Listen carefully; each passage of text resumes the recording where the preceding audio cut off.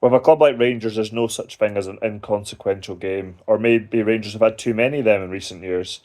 Rangers barring a miracle would require him to win all three of Europa League games, are basically out of Europe at this point. Aaron's in for Diomande. I read something interesting that Aaron's wishes to make his Rangers move permanent, which caught me off guard.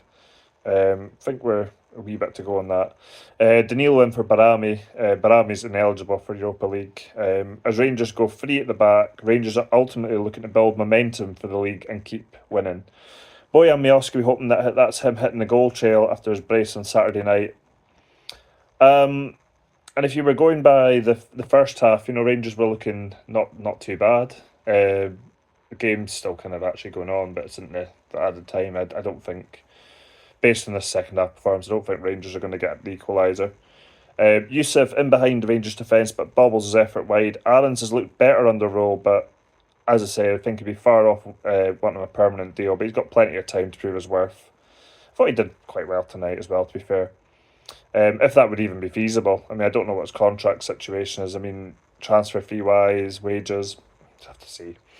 Aaron's found Danilo with a clever pass and he almost found Gassam, but Ferencvaros covered well.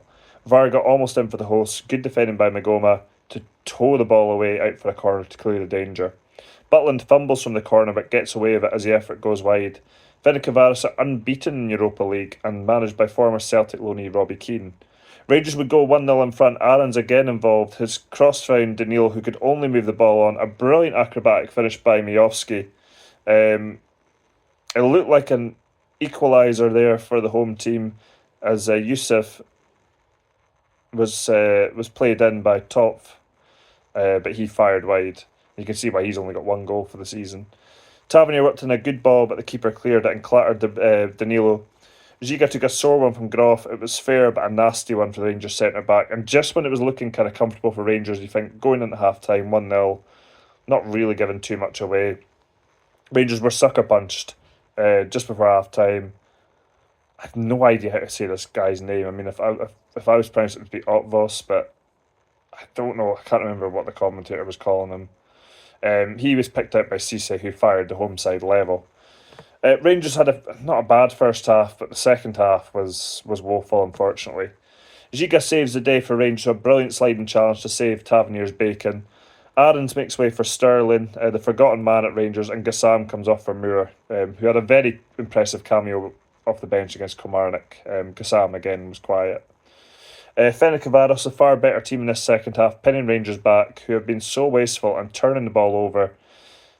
That equaliser seems to have knocked the stuffing out of Rangers. 30 minutes remaining. Rangers were in need of inspiration.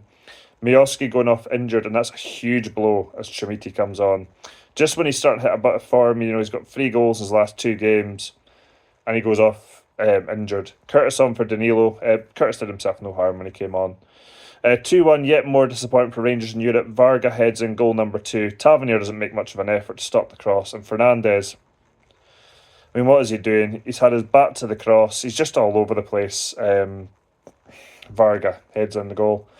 Just when you think it can't get any worse, on comes Asgard for Tavernier. It's just another reminder to the board that this team just isn't good enough.